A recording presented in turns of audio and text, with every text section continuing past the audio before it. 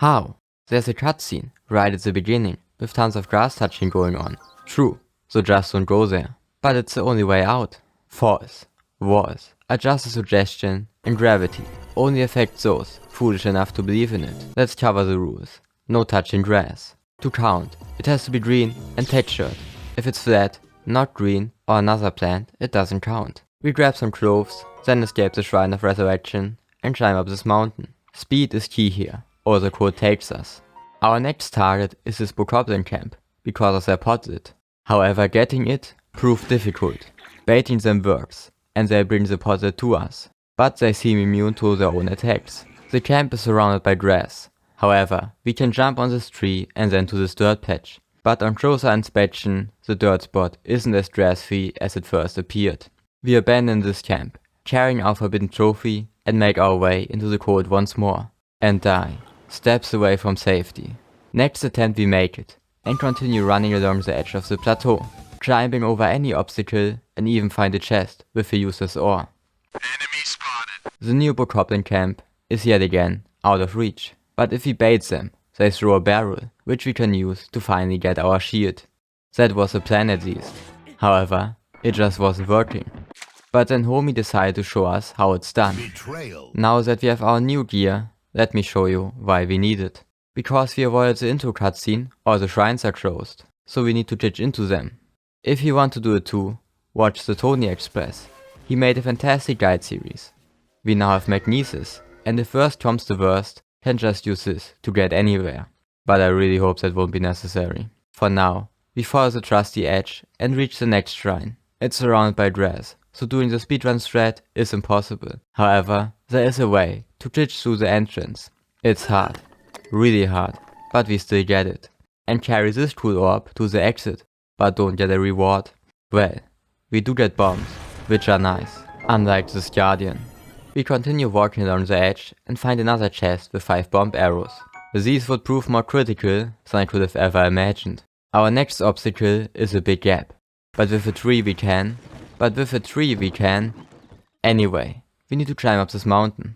Our stamina isn't high enough to make it all the way. But by abusing angled spots, we can recover some, or just fall and die. After we make it up, we need to perform another shield chip. But being able to do those isn't quite enough to make a good speedrunner. We need to get up this hill, but instead of climbing, we stasis the stone, and then aim our bow to set the angle. Climbing up actually isn't all that bad. At least we get another hammer. And after freezing to death, and stealing from some bokoblins, we arrive at the final shrine, which requires yet another shield chip. But this time, patience isn't enough, as the code takes anyone too slow. With half a heart, we make it inside, and eat just in time before doing one more clip to get inside. Then receive Cryonis, defeat a mini guardian the American way, and open a chest containing a spear. Now we're going to fly. Or maybe float is more accurate. Well, before that, obviously has to come death by freezer. A lot of that in fact. But when we take to the skies, all is forgotten. Until we fall at least. Controlling the flight path turned out to be more difficult than expected. But we get closer and closer until we nail the landing, and successfully cancel the fall damage. Our struggles are rewarded with a glider, important lore, and a direction to follow, which we ignore and fly straight to the castle.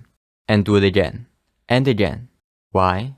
Do it yourself, and you'll understand. Inside the castle, we trigger the home security system, encounter Lionel and get more bomb arrows before being electrocuted. Then another Lionel gets a bit too personal, and we take a stroll down this road, blow up again in CCTV, and perform one more shield jump to enter the castle. Our first real fight of the run is against the Zalfos, and now might be a good time to confess that my combat skills might be a bit rusty. Eventually we get a shield, and save before dying. However, now its boomerang is drawn. But how important could one dumb boomerang be? We ambush a big moblin and take his stuff, get a new shield and some ancient arrows before lighting a pot. Why do we even need to cook? Normally speedrunners use an amiibo or collect razor shrooms to make attack up food. But who needs attack up food anyway? We have something better, a sledgehammer. And what's even better than a sledgehammer? 2 sledgehammers. Now for the final trick of the run. We'll use a bomb to explode another bomb into Link, which will send him flying. Not the most elegant or pleasant way to fly, but it's not like he can say no. We beat another moblin and explode into the skies one more time. Then arrive at the boss room. After hugging this wall and some hops, we shoot an arrow that turns Windblight into a heavy metal enjoy. He's supposed to be dead already, but our damage is too low. Just throw some bombs at him, I thought, but they do almost nothing. At least pairing his laser does something, and eventually he dies. Then we meet the same fate against Waterblight. And the realization of just how bad I messed up by thinking things would just work themselves out starts to kick in. Luckily, we don't need to bomb Windblight. Actually, that's inaccurate. We still bomb him, the bombs are just on a stick. And after many deaths, we defeat Waterblight. For Fireblight, we just bait him until he does an overhead swing and repeats the process. In phase 2, a few bomb arrows to the head seal the deal.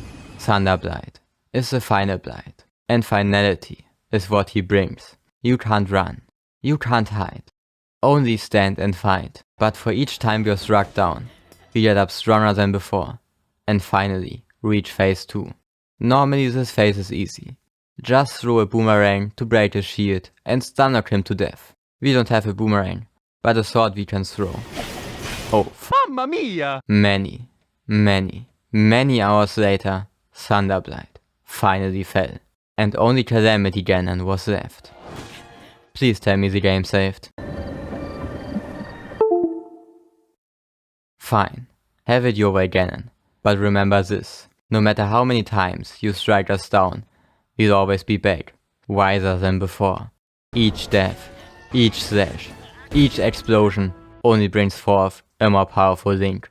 This journey wasn't about you, but you had to stand in our way, and there's only one outcome left for those impeding our grassless pilgrimage: utter annihilation. And you know what? We don't even need the attack boost to beat you after all.